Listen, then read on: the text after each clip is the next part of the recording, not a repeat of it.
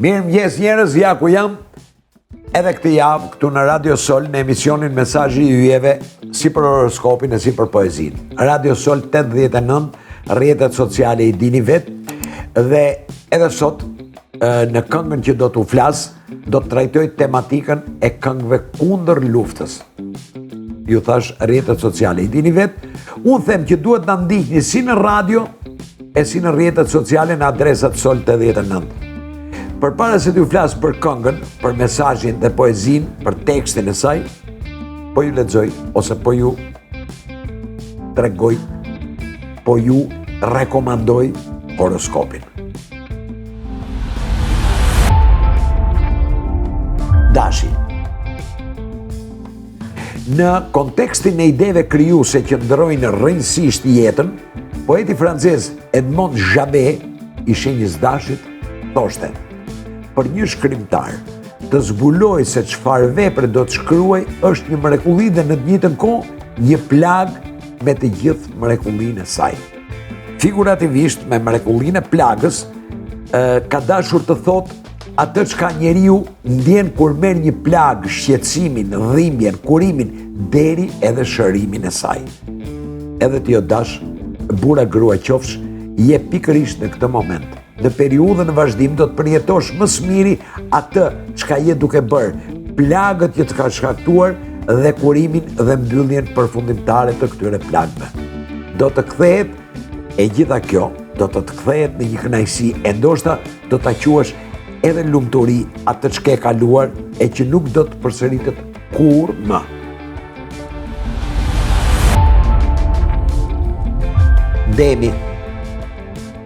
Dem, burra grua qofsh. Po e filloj duke të cituar një thënie të filozofit Ludwig Wittgenstein, edhe ai i lindur në shenjën e Demit më 26 prill 1889. Ai ka thënë: në qoftë se një njeriu i vjen ideja të shtyjë e jo të tërheq, dijeni se ndjehet i burgosur në një dhomë dhe, edhe pse dera nuk është e kyçur, ai nuk e hap dot se ajo hapet duke e tërhequr. Dem, burra grua qofsh, kam përshtypjen se edhe ti në këtë moment je në një situatë të tillë. Çfarë ke ndërmend të bësh? Jo, më thuajini qofse gaboj. Dem, burra grua qofsh, kam një ide. A të bëj një propozim dhe nuk ka rëndësi ne e pranon apo jo këtë ide. Zëre se nuk ta kam thënë, por një eksperiment duhet ta bësh. A ka mundësi që atë derën që nuk po hap dot ta tërheqësh në vend që ta shtysh dhe të shohësh çfarë do të ndodhë? Propozimi im është: a ka mundësi të provosh një mënyrë tjetër për atë çka do të realizosh dhe të mos ngelesh këmbgulës në tënden? Se mund të jetë edhe gabim. Binjakët. Binjak, burra gra qofshi. Duhet ose kisha qef të bëja një koment për ngjarjet e fundit politike, sepse unë nga njëherë në horoskopin një përgatis fuse dhe ca shembuj dhe bëj ca komente që duken ose që duken sikur janë politik. Dhe gjithse kush nga ju ka të drejtë të thotë çyn politika në jetën time. Base edhe për ju o binjak, burra gra qofshi, javët në vazhdim do të hyjë politika që ç'ke me të. Po u them edhe sepse pa kënaqësia juaj përsa i përket ngjarjeve politike dhe pasojat që ndoshta sjell do të jenë shkak ndoshta për të mos qenë edhe shumë të lumtur. Prandaj o binjak, burra grua qofsh, po të para lajmëroj ose po të lajmëroj ose po të këshilloj që politika dhe fenomenet që e shoqërojnë ose politika dhe fenomenet që i shoqërojnë në këtë periudhë duhet t'i mbash larg në qoftë se do të jesh i qetë dhe i lumtur në hallin tënd. Mos u merr me politikën. Politika është tjetër gjë, e bën tjetër kush për të tjera motive. Ti ke ca gjëra më konkrete në dorë. Merru me to. Gaforia. Gafore, burra a gra qofshi.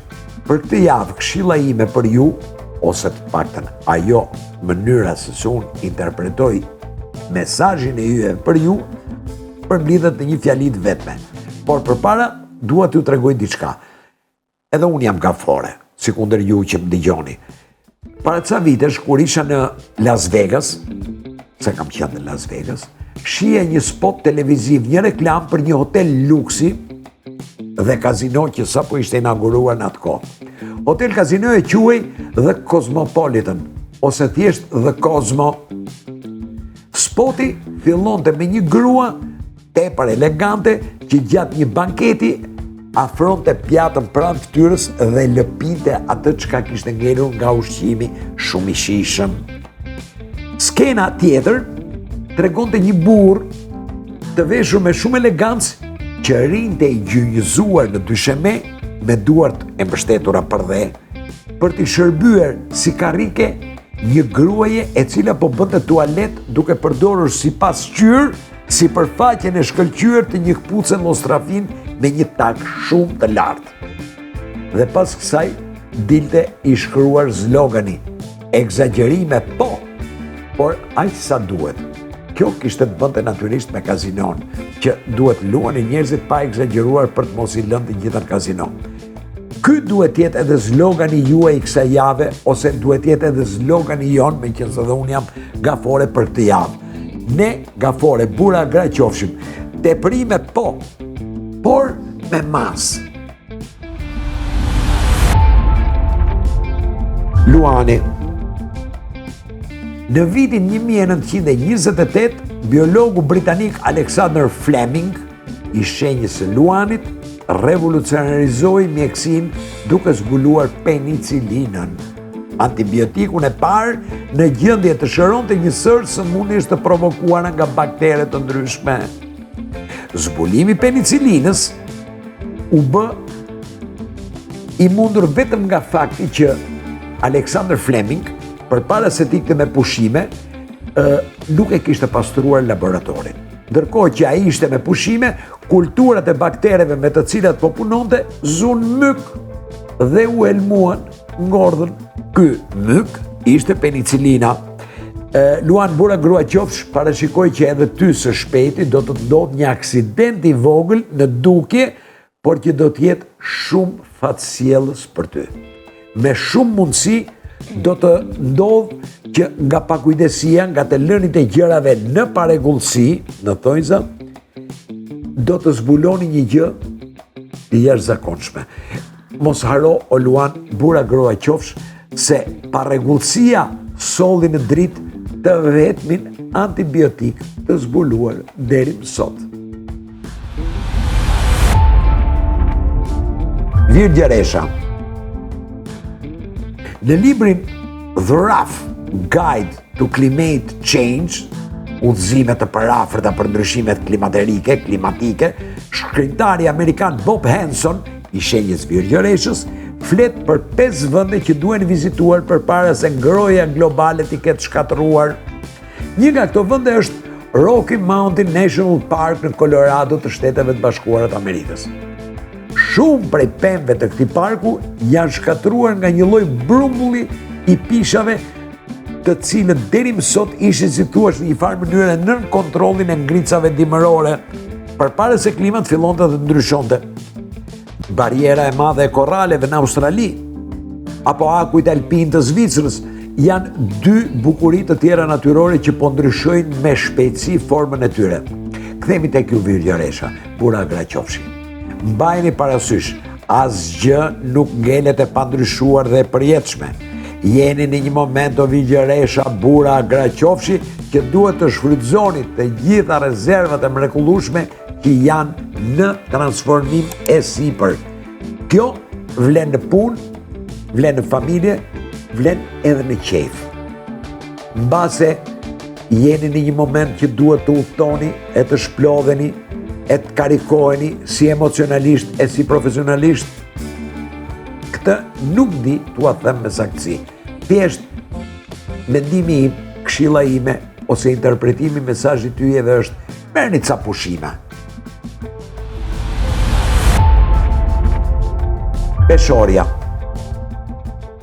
Në të shkuarën, fjala, termi bastard, ishte një term tallës, për të treguar një fëmijë të lindur nga prindër që nuk ishin të martuar.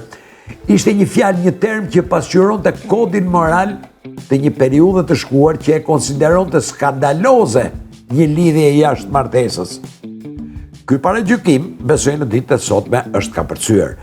Sipas një statistike të publikuar nga Qendra për Kontrollin dhe Parandalimin e Sëmundjeve në Shtetet e Bashkuara të Amerikës, Centers for Disease Control and Prevention, me akronimin CDC, në Shtetet e Bashkuara të Amerikës, 40% e fëmijëve lindin nga nëna beqare, pra nga nëna jashtë martese. U atregova këto peshore burra Graqofshi për të nënvizuar faktin që jo të gjitha gjërat e ndaluara ngelet të ndaluara për gjithmonë. Një gjë që dikur ishte e padiskutueshme, e ndaluar apo jo e lejuar, sot mund të jetë një nga gjërat më normale. Po ta them o peshore burra grua qof, sepse është momenti që ti të çlirohesh nga një tabu që nuk të duhet më, që nuk ka më kuptim, që nuk ka më sens. Hapu peshore, hapu, janë kohë të tjera. Akrepi. Njerëz së shenjës së akrepit është një libër që titullohet Faking It: How to Seem Like a Better Person Without Actually Improving Yourself. Që në shqip do të thot, ose unë mendoj që do të thot, të shtiresh. Si të dukesh një njeri më i mirë pa e përmirësuar veten.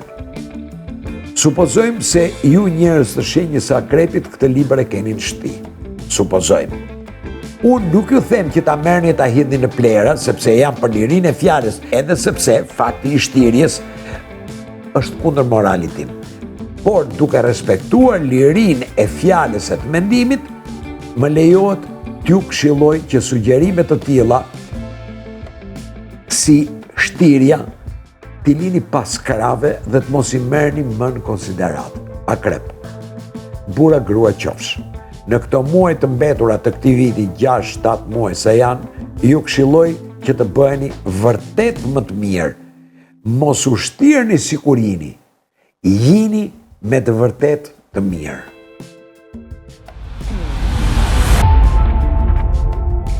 Shigjetari. Aktori dhe komiku amerikan Steven Wright është i shenjës shigjetarit dhe mburet duke thënë se ka ndjekur një kurs për të shkurtuar kohën e pritjes.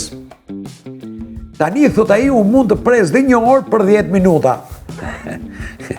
Pra ka mësuar se si mund të pritet gjatë duke mos e ndjerë kohën e pritjes. Po ta them ty o shigjetar burra grua qof, sepse dhe ti në ditën të vazhdim do të karakterizohesh nga një aftësi e ngjashme. Në qoftë se do të kesh durim, pak më shumë se zakonisht, rezultatet do të arrijnë më shpejt e do të jenë më të kënaqshme. Problemi yt i vetëm o shigjetar, burra grua qofsh, është se do të duhet të jesh vërtet i qetë e i pakontraktuar dhe i gatshëm të presësh dhe rezultatet e pritura do të vinë, por në qoftë se ti o shigjetar, burra grua qofsh, do të shtiresh sikur je i qetë e i durueshëm, gjërat të siguroj që nuk do të funksionojnë. Haroje shprehjen edhe durimi ka kufi. Fiksohu te shprehja i duruari, i fituari. Britsjapi. Në mesjet njerëz, poeti francez André Le Chapelain thoshte se martesa ishte armiku më i madh i dashurisë romantike, ndërsa në veprën e kompozitorit Richard Wagner, Tristani dhe Izota, protagonisti i pjesës i vërsule dritës së ditës duke i quajtur armike të dashurisë. Ndërsa botuesit e librit Gatishmëria dhe reflektimi në mendimin e Kierkegaard, një tjetër teori kjo, thot kapitalizmi që fetishizon seksin është armiku i vërtet i dashurisë.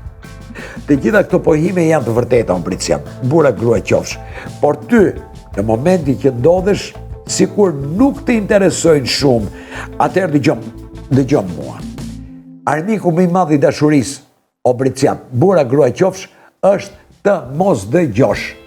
Është detyra jote për këtë javë, e vetmja detyra jotja për këtë javë E vetmja detyre jotja për këtë javë është të dëgjosh.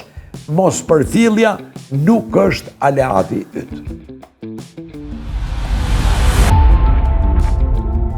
Ujori.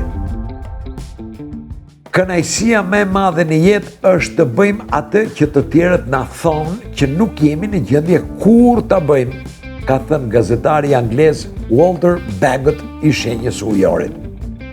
Unë personalisht nuk mendoj se kjo është kënaqësia më e madhe për njeriu, por pa diskutim ka kënaqësinë e vet.